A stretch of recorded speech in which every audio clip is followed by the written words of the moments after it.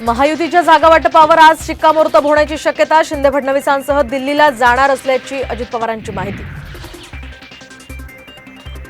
उद्धव ठाकरेंचा उद्या वाशिम आणि यवतमाळचा दौरा. पुसदमध्ये होणाऱ्या सभेची जय्यत तयारी.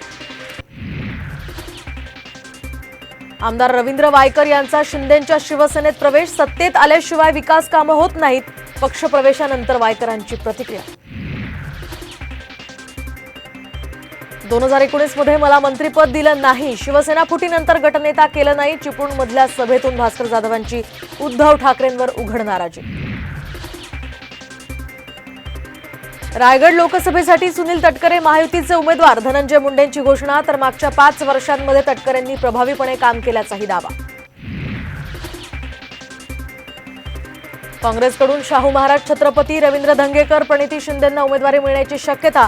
तर काँग्रेसच्या केंद्रीय निवडणूक समितीच्या बैठकीनंतर उमेदवारांच्या नावाची घोषणा होणार. आणि आज वरळी ते मरीन ड्राईव्हला जोडणाऱ्या कोस्टल रोडचं मुख्यमंत्री एकनाथ शिंदेंच्या हस्ते उद्घाटन. उद्यापासून वाहतूक होणार सुरू.